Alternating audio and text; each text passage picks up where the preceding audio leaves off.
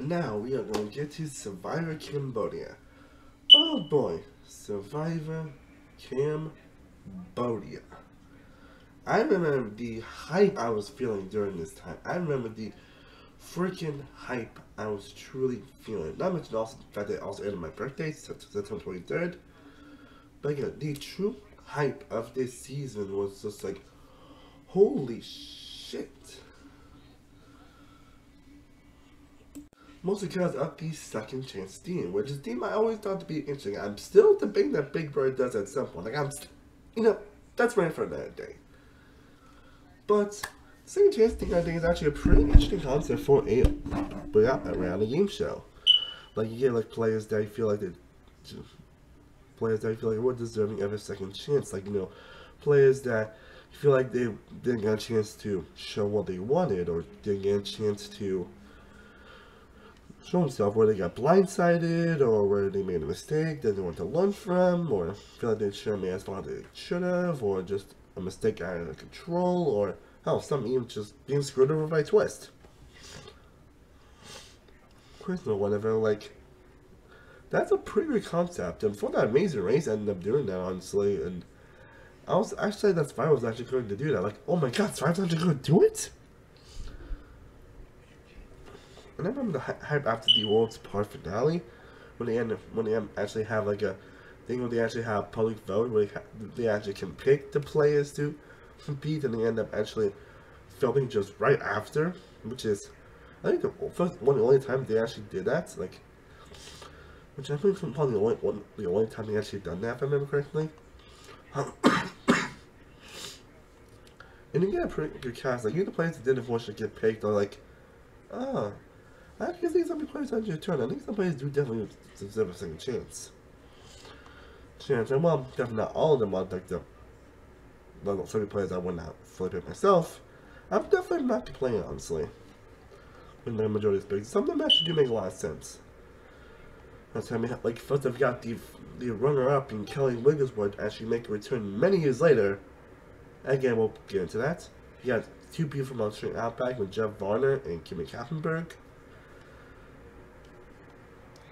We got Andrew Savage from Pearl Islands, who again was the player that got the most screwed over by the Outcast twist in Pearl Islands, who really won that second chance so much. Much again, Terry Dietz also was taking a turn and was like, yes. Of course, got a lot of people, got some other maybe like got a couple from Worlds Apart last season, Shireen and Joe. Got Sierra and Venus Bluff as Water, PG from China. Monica of all people from Samoa. Again, we'll get into that. And of course, you got some people from Legacies, like four people from Tatiana, and Spencer, Tasha, Cass, and Wu. You got Stephen Fishback from Token Sheens, the run-up that season. You got Abby Marie from Philippines. You got Kelly Wentworth, Keith Neal, Jimmy from San Juan del Sur. Overall, a pretty solid cast, actually.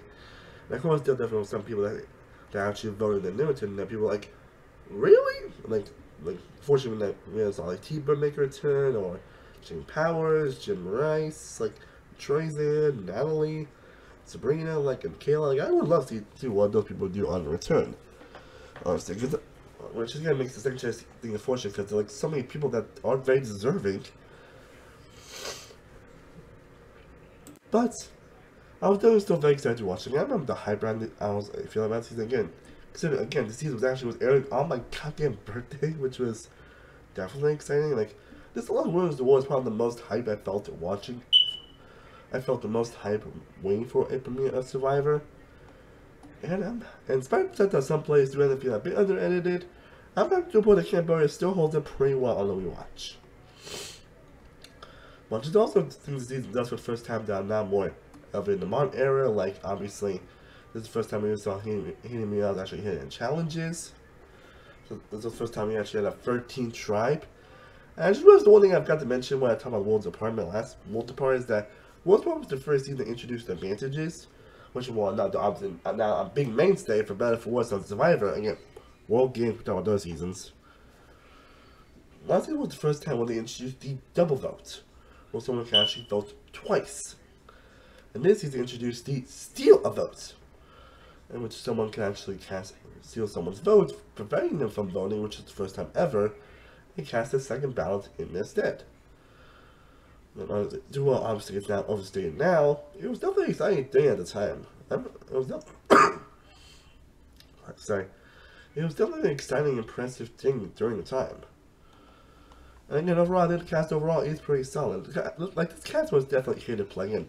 One of the players Cambodia has that is kind of a game-by season. And in some ways, I actually can see that. You still get a lot of good character moments that do elevate that, honestly. And while some players were disappointing on their return, and some didn't do as good as I was hoping they would. I mean, that doesn't happen, honestly, and of course, like, I still hope that we will get, like, Jeff Farner and Kimmy Campbell on the same tribe again, but fortunately I got that. This is also the first season where we had the two tribes come to free tribes on the tribe swap, which in one seen a few times later on. This is the first time they actually done that. But overall, the cast is pretty well. Like at the first boot in Venus, who, again, the early boots are definitely a bit disappointing. And I was definitely very hyped for Venus to actually do well on the return. I thought he had so much potential to do well, but this wasn't about his brother. But then he just didn't do much. Fortunately, same with Shireen. Like, I don't think I was really high on Shireen after World Finals because I felt so bad for him with the whole world situation. But again, didn't do much, and but then they still had their moments. Like, PG also had her moments and had a really fun run out. Jeff Bonner's run was interesting, honestly. Unfortunately, he got voted as he did, which is probably why the bar of game changes. Again, that's definitely a conversation for another day. Monica was just there. Like, I don't know why they brought like Monica of all people. And she just kind of proves that. The whole blindside was definitely pretty fun as well. And they got Terry Teets, who was definitely one of the more hype players coming into the training season, honestly. And he was definitely good, obviously, but unfortunately, he has one of the most sad evacuations where he ended up withdrawing from the game because of a family emergency, which led to some very sad reactions. Unfortunately, now that if you really think about it, I don't think Terry was going to last that long anyway, unfortunately. I think he was kind of on the bottom on the tribe, and he was actually. I felt that his tribe was Trump constantly probably would have gone better anyway. But yeah. Then we get to Wu, who definitely had also fun vote outs, that's the fun moments. Chaos Cast being Chaos Past, though. Trying to like actually be a different type of cast, honestly, and trying to actually be a little different, though that didn't end up lasting. She did have a nice moment where she did genuinely try to be a more nicer and better person. Especially when she tried to give something to Kelly Wentworth, when she gave something nice to Kelly Wentworth for her birthday, which was very sweet moments. And Savage definitely was someone that was definitely was in a great position. Of course, he got that big epic blindside, which I will get into. Then we have Kelly Wentworth too. Unfortunately, is one of the most disappointing player on this season because, you know, she's the original runner-up of Survivor. So I think that would actually be pretty exciting. I think the problem is that you can tell that she really wasn't doing well in the modern era. She didn't try to adjust to the modern era. And because of that, they definitely, you can tell she was struggling to try to adapt to the modern era, and then she just kind of gave up and just, which is kind of being there too. Which she didn't even get a confession on the boot episode. Honestly, I would say she's like a total done on this season, honestly. Out of all the people on this season, she's definitely the most disappointing on the cast. You can see Sierra was also great as well. She definitely had a great underdog run for her time on the show on the season. Steven was great. Also had fun blindside and some fun moments. Joe, this is probably my favorite appearance of Joe, honestly. I mean, it's probably because this is the farthest that she made it, but of his 3 seasons, he's probably just, it's probably I at least most enjoyed him, honestly, too. He does have some fun moments. There was a really emotional one visit. I feel like I got a little bit more on Abby, honestly, to where she has some fun villainous moments. She can be a little bit irritating still at times, but I feel like going a little bit more on her. I totally forgot how purple Kimmy Campbell was on this season too. While Kimmy does have her moments, obviously, she still has great moments. She wasn't like totally visible. But I mean, I totally blamed how visible she was actually when we watched this season. Then you get to Keith Neal, who again, rest in peace, who was a little underrated this season. I remember him being. I suppose because he didn't go to the Trump Council in the actual merge, so. But he's still a great character, still has his moments, so. Nothing playing that. And then we get to Kelly Wentworth. Again, I'm not gonna be like just a random player. Like, I'm pretty sure nobody remembered Kelly Wentworth from Cinema Death Store. But this is the season that made her a legend. This was the season that made her a goddamn legend. And somehow, I appreciate her so much more on this rewatch. Many great character moments, amazing underdog run. Yeah, definitely not the best gameplay, but she proved that she definitely played incredibly well while having a great personality and just being just likable to watch. While having such great villains. But again, her savage blindside, we're not count blindside, kiss. But she has great character moments as well. Just a great presence throughout. Again, she went from a nothing figure to a fucking legend.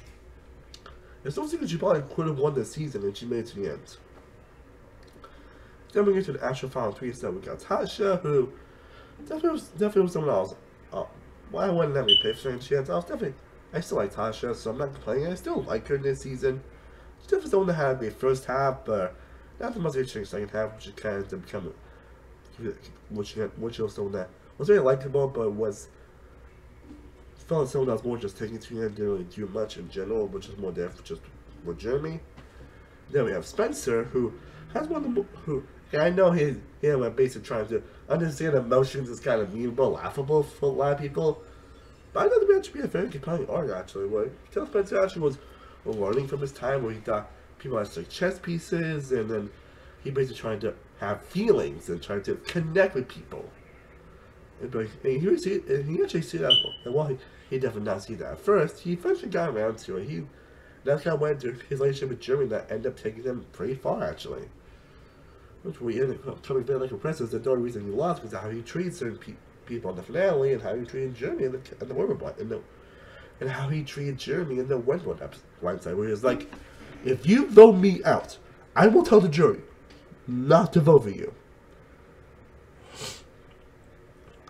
Yeah, he always said that. That's kind of what led to his downfall, honestly. But this Spencer is honestly one of my all-time favorite players. As one of the most likable underdog players in show's history. Then we get to the winner himself, Jeremy, who is easily one of my favorite winners in Chelsea history, and Jeremy was someone that was obviously set for a return for a second chance season because after his blindside, and then we really feel all the emotion of him actually missing his wife, and of course her being pregnant and actually having a boy, and I'm actually having a boy because I think he had 2 girls, but I think he's actually having a son this time. Like, I remember that this season has probably one of the most emotional loved one visits because of that moment alone. Where essentially Jim just ran up to her and was like, "The baby boy! I knew it. Like, you can't feel so much for Jeremy. But again, Jeremy's also just a likable character. He's a likable player to watch. I think he's the first one to actually influence the Nietzsche strategy that's, while it's now a more prevalent thing in Survivor, he's the one that really intensifies that strategy. Basically having bigger shields around to him to basically so he would not be as targeted, and there will be more bigger targets. Which is a pretty effective strategy actually. He's the one that really implements that. I think it was kind of more early seasons, but he's the one that really implements that strategy. Well, he's definitely one of the more obvious winners by the end game. You can't help but be rooting for Jeremy, and he's just a very likable player, and he's definitely one of the more satisfying winners. Where he won freaking unanimously. And he cements the big second chance storyline that this season was going for. Sorry.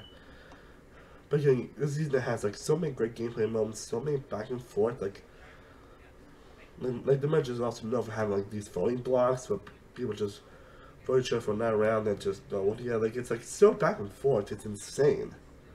Like really insane at a lot of points this season. Last season, of course, you got the Monica blindside, the Wu blindside, you got, of course, the iconic Andrew Savage blindside, but basically, they decided not to split them for some reason, and then Kelly Wentworth ended up playing her idol, which she actually found a challenge in the first episode. And of course, the iconic Wentworth won not count, and they gained 9 votes. At the time, was probably the most negated votes before, obviously, came up in 45, which we'll get into. I remember at the time thinking it was probably going to be Steven, but when Steven was like, holy shit. They didn't get also enough on blindside with Kelly in the next episode, and Jeremy plays off with Steven, they gave that blindside, and Sierra getting voted out. And then Stephen King plans himself playing the Steel Vote. And of course, we got the iconic finale, which basically Kimmy actually decided to join up with Keith and with Jeremy. Where Kimmy decided to join with Keith and Kelly to try to plant Jeremy. Then Jeremy and Kelly ended up playing the idols. Which again, all votes, which was the first time ever in the show's history that happens. The votes. This is the first! And led to one of the most chaotic chop counts, which that was so chaotic, so back and forth, that Jeff really had to give a boy to explain it.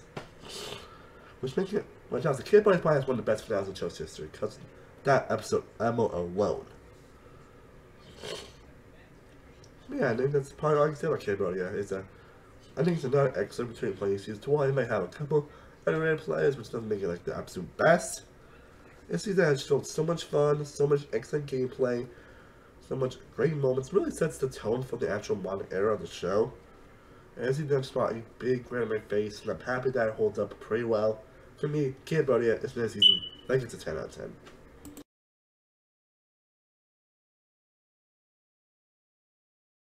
And now we're into this final season that I wasn't sure how I felt about when it actually aired, honestly. I don't know how positive negative I was, but as you know, I definitely grown to appreciate so much sports writing. It's actually one of my new favorite seasons of the show, actually. And that's Survivor Count Wrong. The second brain was brought to speed, which TT seems to be doing pretty well for Survivor, because Kagiana is absolutely amazing, and this season will be amazing as well. And this season is fantastic for the cast alone. Like the cast, even the players that are a little underrated actually have time to shine and are pretty well just great characters and just great players to watch. I remember the hype going into this season. I remember a lot of saying this is one of the most punishing and most brutal seasons in the show's history. This season is just god damn brutal! Brutal.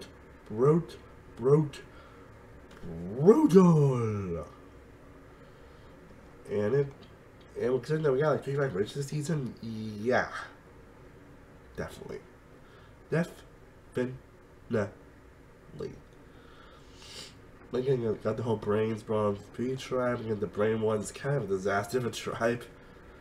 Another one that's kind of a disaster, which needs to be a tribe when it comes to 3 tribes. One's always a disaster. Honestly, I remember the premiere where it was like, oh, this is getting pretty interesting.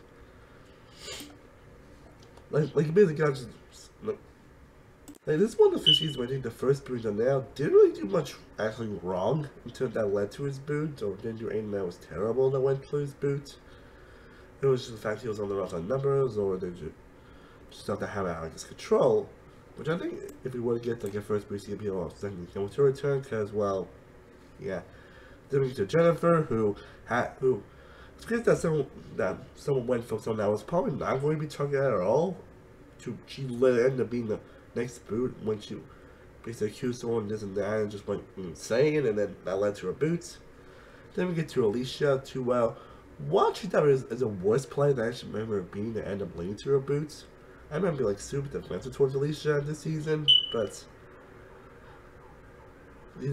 yeah, she didn't really like do things well herself, honestly, in some areas. I won't deny that. But she definitely fun character, but I still think she definitely did not play very well at points, honestly, which like, kind of led to her boots. But Scott and Jason, yeah, they did not treat her very well, honestly. But Scott and Jason, I remember like being despising these people. I remember being like so towards these players. But I don't know why on the rewatch, I ended up enjoying them as villains. Most because they do play these actual villains. They actually do play these villains very well. They end up being like the big baddies in the merch episode, in the merch portion, and they end up having some really fun moments. And that kind of led to them having an amazing epic downfall. But of course, the Sky one having an incredible downfall. One of the most like epic downfalls in the show's history, in my opinion. And again, Sandy, who also had a great underdog run, who also was a very likable presence to watch. Someone that if we do end up in a second chance season, and if we probably would have gotten a second chance season, if Game Changers was going to be another one. Sandy, I would say, it's probably going to be on the cast. They're good to As the Brown Tribe now we get Toe the Brains. We got Liz, who I remember being like super hyped towards, mostly because she was obviously one of the most prominent person in the promo. And I still like Liz, honestly. I still really do enjoy Liz, honestly. But again, she definitely is not as like, great as a game like it was I remember her being, but she was still fun. Yeah, Peter will have fun downfall, had some fun moments. Neil was actually a pretty solid player that had a lot of great character moments.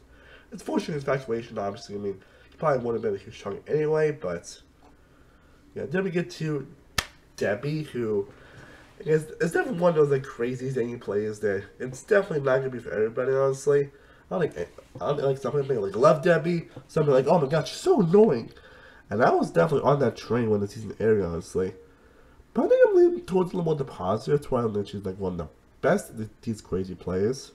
She definitely has some fun moments. Again, they definitely, it's not season where they definitely played onto that, where basically they end up like switching her job description in the confessionals, which was a really fun creating joke during the time of the show, and her blind side is just fantastic as well. They got Joe, who probably is one of the more underrated players, probably the most underrated one, but he still has his moments. And then we get to Aubrey, who is always one of the players that I never actually knew how to feel about. I don't think I had a great opinion of how I actually felt about Aubrey.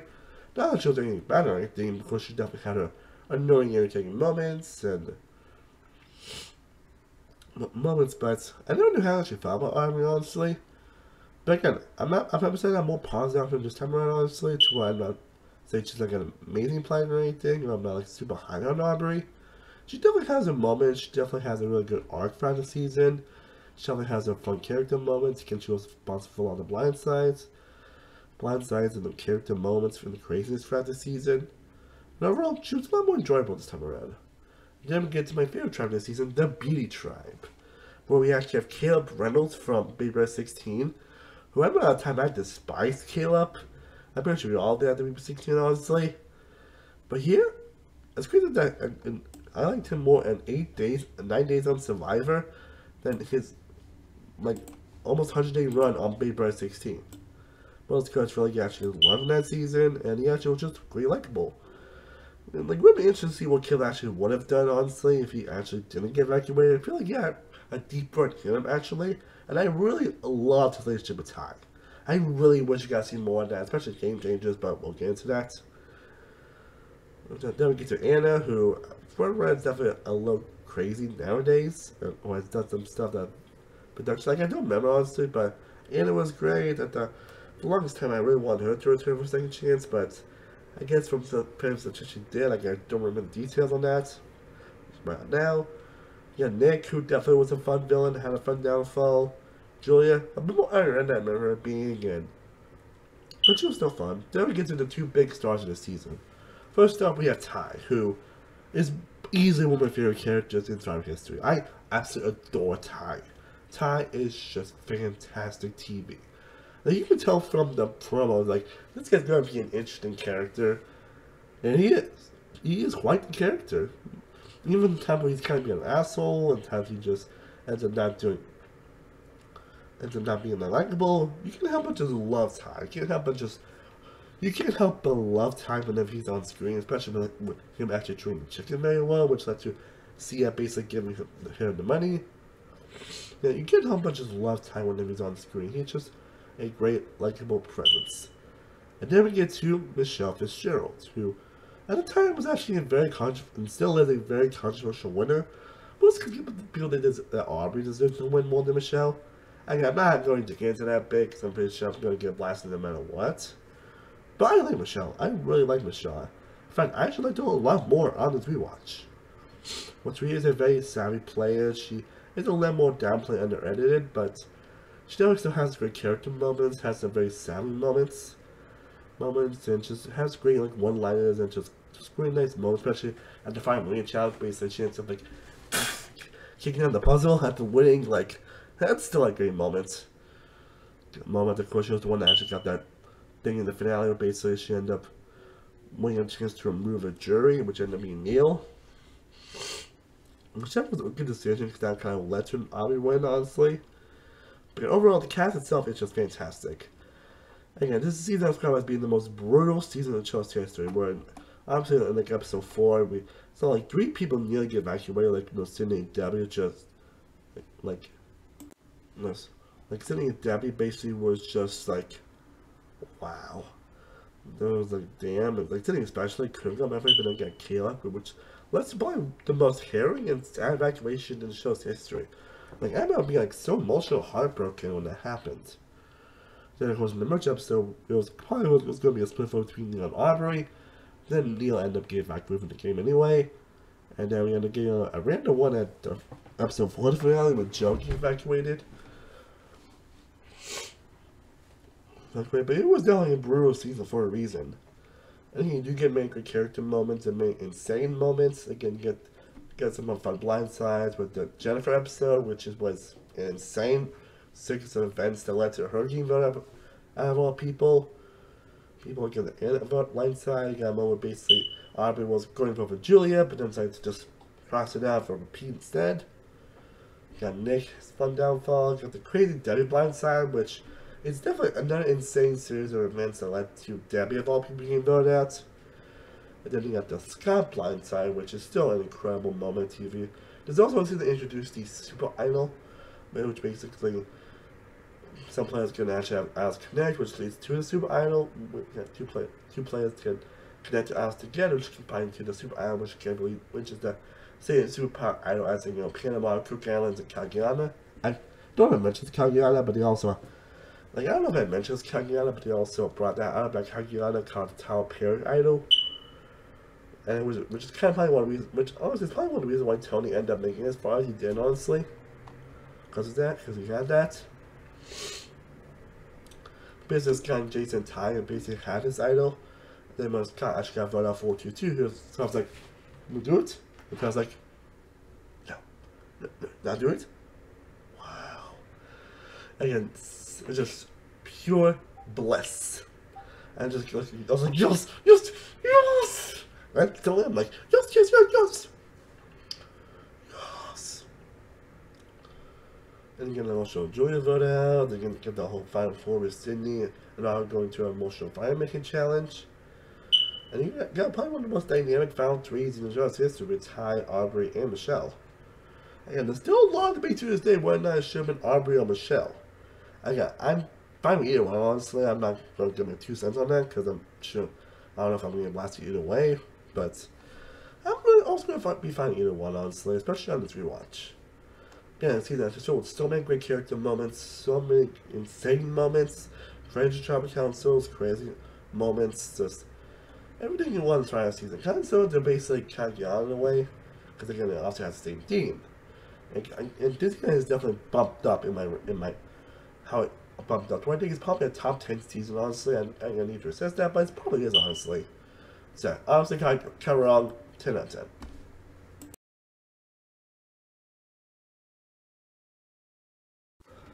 Man, I'm talking about 3 amazing seasons in a row, which, wow. Man, again. But again, as in that, I vlogged when I first watched it, and I still love it, so I think it's another top tier season of mine that is Survivor Millennials versus Gen X. There we go. Millennials versus Gen X. Season 1, of course, we bring the time of Millennials, and of course the Gen Xers, which. And it's obviously a reasonable concept, and I mean, Kelly does a lot of moments in the first few episodes, but that's a whole. That's why I do don't mind the concept of having millennials versus Gen Xers, which you consider them, say, livings. Like, yeah, that makes sense. Yep, definitely. Definitely makes sense.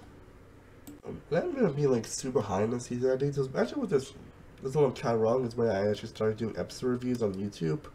Where after the episode aired, I probably would like talk about the episode and what happened and my thoughts on it. Which is I really haven't been doing that much on this recently, but to be fair, I think with the new era and certain things and everything, I think I made the right call. And also some episode reviews are hard to keep up with sometimes, so it is what it is.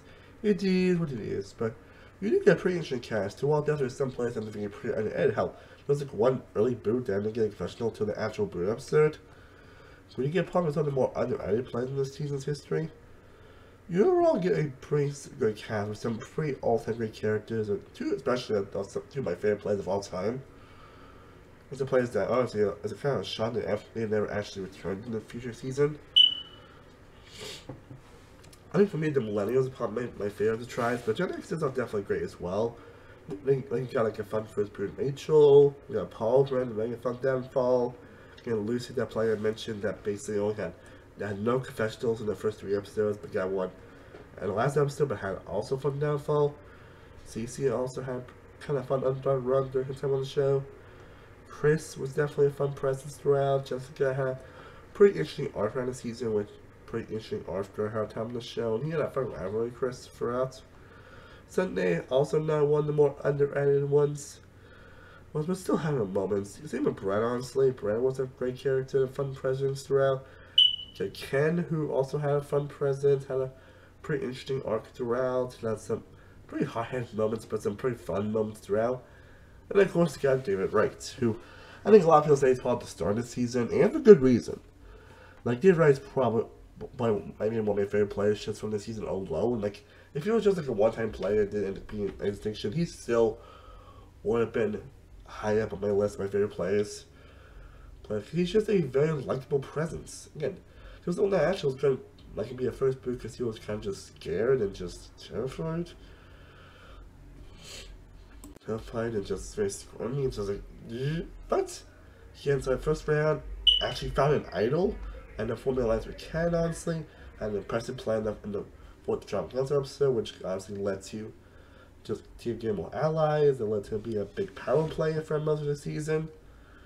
He was probably like the definition of the final boss. For sure, I think it was this moment.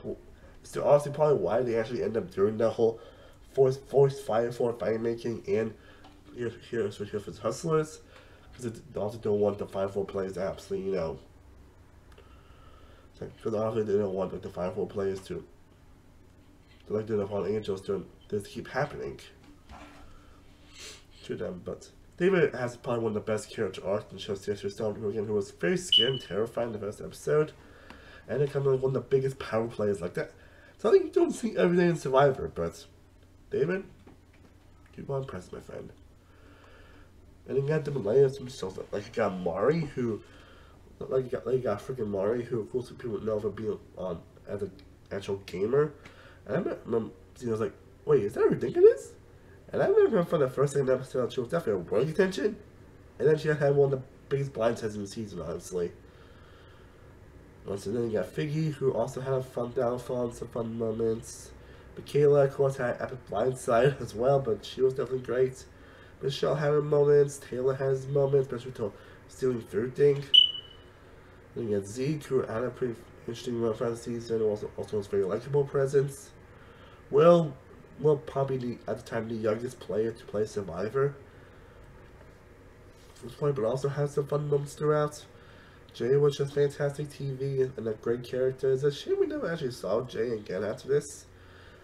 But obviously he's not appeared along with the challenge, where he definitely proves how great of a character he can be. Then we get to Hannah, who also was just a very great player. Probably a little more underappreciated. Like I'll say, Hannah's probably one of the more underappreciated players in show's history. She played a lot better game than people get credit for, and she was just another likable presence throughout. And then we get to Adam Klein, who obviously has one of the most emotional storylines in the show's history. Of course, this is probably was his big focus to him winning, and kind of what led him to win, and kind of was his focus. To what he definitely didn't start the best on his first vote. He was one of the people that was kind of left down to vote, and he can be a bit hard-headed at times. They can think way too ahead, or just can overstep in terms of planning and thinking you do this and that. And that I can really do. He basically overextends himself, that's what I'm trying to say.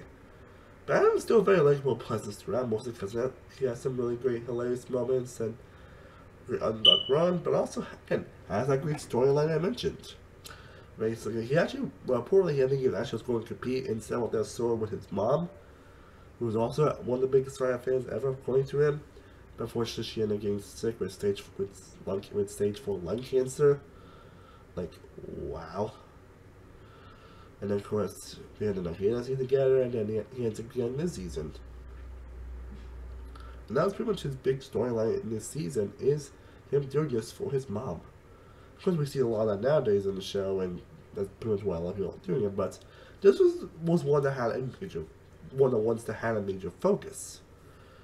And that's kind of and it's kind of what Adam playing as much as he did, and why he wanted to win so much.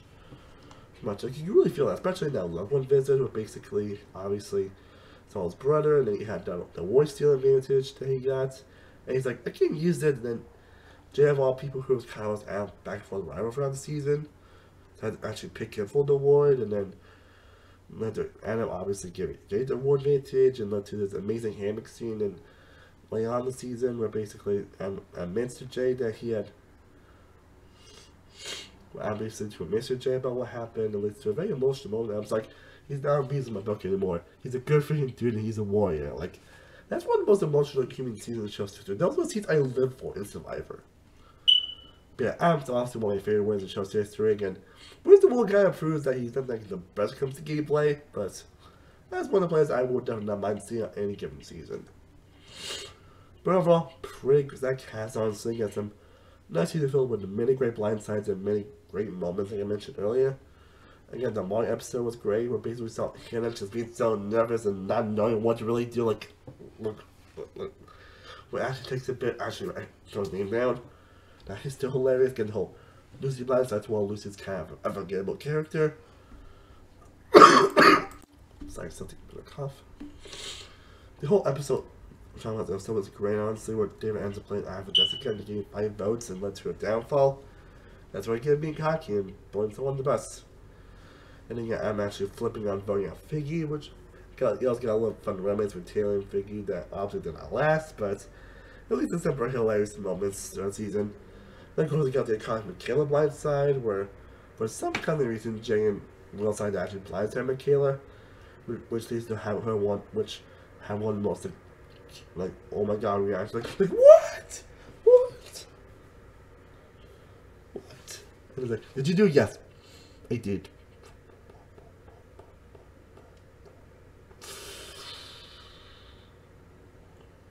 I'm sorry, I did not do that. Like the Jay's like, oh, so reaction. She was like, what? And he was like, I did not do that. Like, that is just one of the most interesting salty blindsides in the show's history. He also gets a fun Michelle and Taylor vote out, again, Taylor end up stealing food, which was hilarious. And it's also nice to see we actually get the return of the Purple Rock tiebreaker.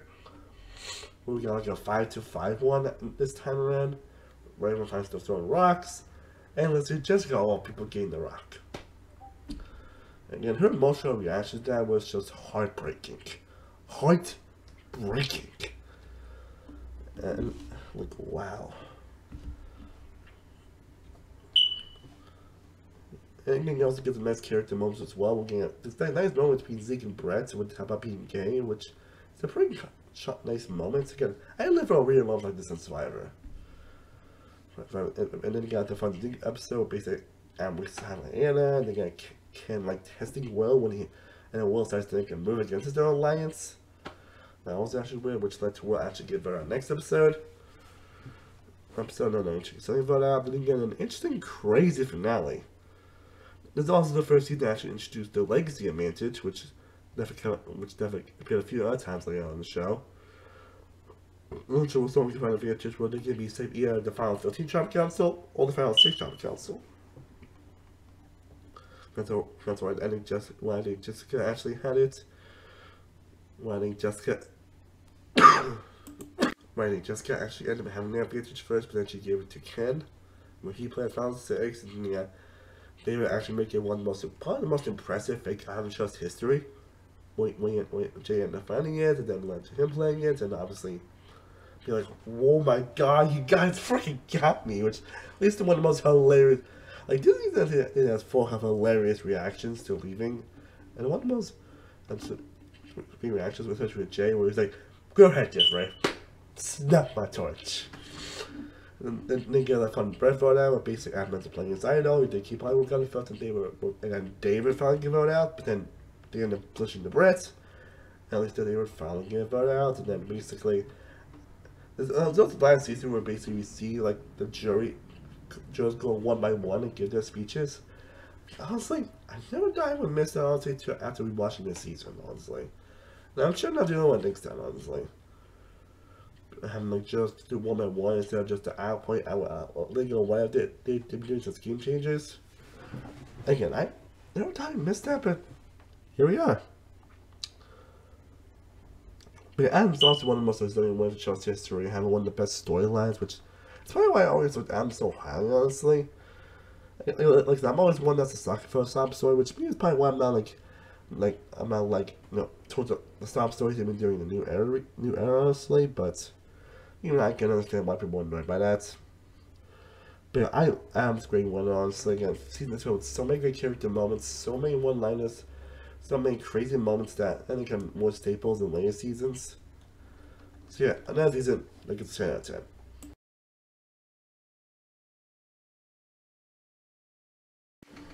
And now we get to one of the most lopsided and strangest seasons in the show's history. A season I definitely was not excited to actually watch, honestly, too. Well, there definitely are some praiseworthy things about this season, I would say. I wouldn't say it's like a bad season. This is definitely the debate one season that will get to like that's the most disappointing season in the show's history. And that is Game Changers. The latest return play season in which oh my god.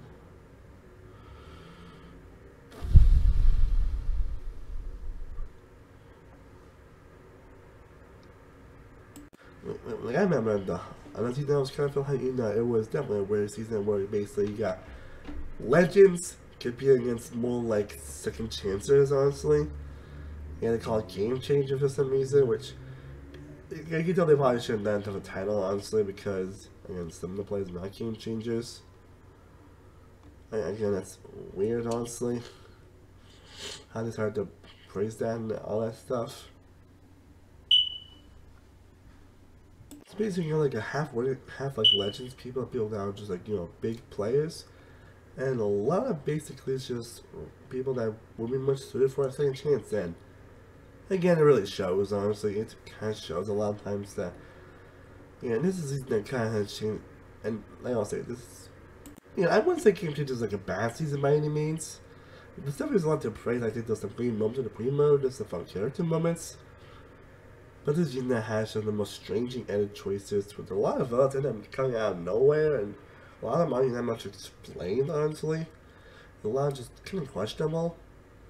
Honestly, like you do get a fun premiere, I would give you that, with a fun Sierra boot, and of course Tony being Tony. I think at the time this was just prove that Tony's game was not repeatable. Tony didn't prove that wrong in Worlds of War, which we'll get into. Here's the cast here. Here's the cast. You got Sierra Easton coming back from Bluff War, Cambodia, which I think your time makes sense. Tony makes sense. Then you got Caleb from Cal Wrong. Obviously, if they're going to do a second chance season, bring back Caleb, obviously. But yeah, it's pretty unfortunate. You end up obviously getting invited the same day and kind of got screwed up a little bit.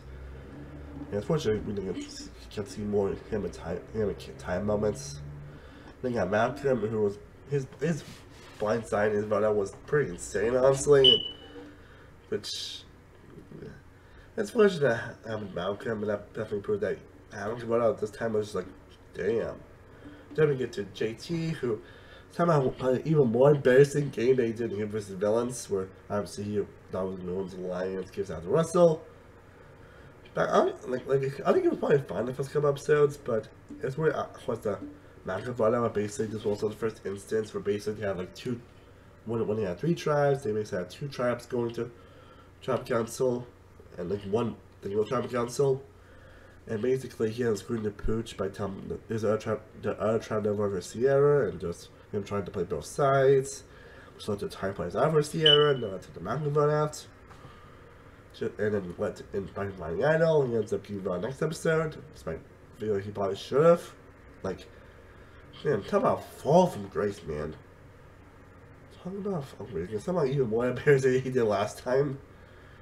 Then we get to Sandra, pretty much her first of day 16 vote outs, which obviously wins a war, which he got about day 16, and then got voted out in Australian Survivor. He bluffed his water day 16.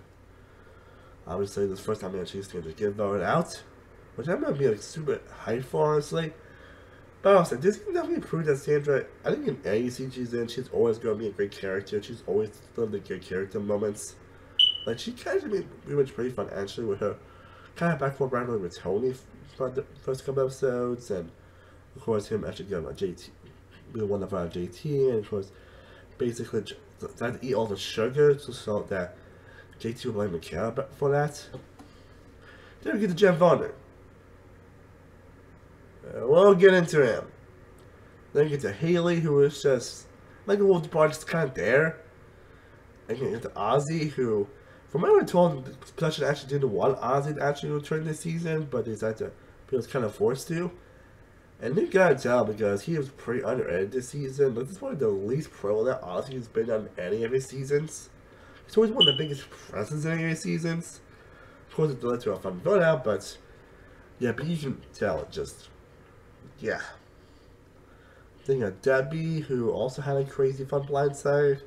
Zeke, who also had a pretty fun moments. Sierra, again, there. Andrea, again, there. Michaela, great character. Suri, I mean, it's fucking Suri, so of course she's amazing. And of course, her vote out, we'll get into that. You got Aubrey, who has some fun moments. You got someone out there I'm going to appreciate a lot more. Ty, still a great character, still a fantastic TV. Troyzan, probably the most disappointing player on this season. So we're starting from him out episode 3. He's severely underrated this season. And it's pretty much just Brad Culpepper is like lacking in front of most of the season for to merge. And considering how big a Troyzan character was in One World, it was pretty disappointing, honestly. Then we get to Brad Culpepper, who found out had the same placement as his wife Monica in Love is Water, which is hilarious. But he had becoming a great challenge beast and was actually a fun character and had some really good moments. And this was the season that brought the legacy of Sarah Lacina, who of course was the big blindside merge boot in Kagyan. So it really good enough chance it makes sense for Sarah to make a return. Not sure it'll be honest like this, but Sarah proved that she definitely was going to play again. Cop play like a criminal, as she says, and well, then they make her winner. Probably one of the more obvious ones. Like honestly, now I think about it, it probably was a lot more obvious than memory being. But she was still the same winner. She still played very well. Had great confessionals, great one-liners. Again, not the most riveting character in the world, but Sarah is just still a great game player, and this season definitely proves that. Again, so many great cut-go moves, incredible gameplay moments. Well, especially at the Sierra vote out and the W vote out, like she is just incredible in terms of gameplay. Again, not the most riveting character in the world, but still a great player nonetheless. So yeah, a very lopsided cast in terms of those players. And again, those still for good moments. Again, the involving Tony in the first episode is great. Again, the Maka crazy Chomp Council is still great TV. Again, Sandra being Sandra is definitely great. And the Devil is still great.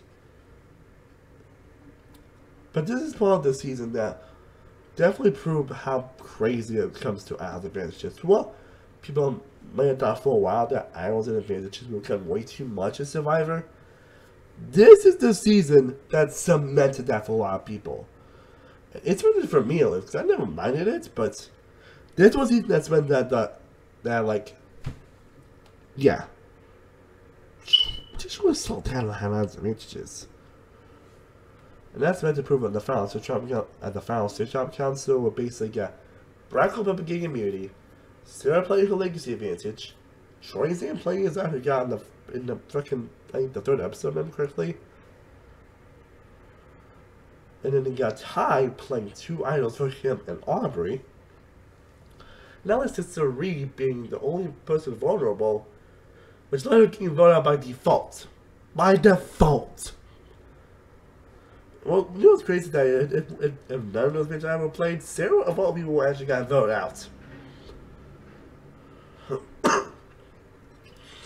And somehow Suri got more screwed over than she had ever. Because he is also known as someone that kind of got screwed over a lot of times on the show. Most those who are Mechanician run. But somehow this is even worse. 12. Advantage getting is one of my least favorite moments of history. 12. Jeff does play as like a grand, crazy moment. which at the same time does lead to the big fault with this season, which I think that does lead to probably the big issue and the problem with this season. And that's the fact that season tries to go for more big random moments than actually developing his cast and characters. Like, it's one of the seasons that don't really have like main distinct character moments or main distinct moments that if I remember for the season. It tries to have more big random moments, but it kind of sacrifices the actual characters and the actual gameplay, and it makes the ending so lopsided. So again, a lot of the votes, like the Andrew vote especially, feels so random as they kind of made references to one low point, but they could you feel it was probably going to be Brad, and then Andrew comes out of nowhere. Even the whole Michaela vote out, to where basically Siri actually trying to play the double that Sarah had. Then Sarah's like, Jeff, the vote's not transferable. And she's just like, oh shit, she never read the fine print. And then Sarah ends up playing the vote of tie, and then it lets Michaela while people get voted out. Like the ending's still all over the place. What was I saying for that? Oh, advantage again, screwed up Siri. I tried to be a big random moment, but it's just a mega frustrating moment. And it proves that our advantages are coming way too much in Survivor.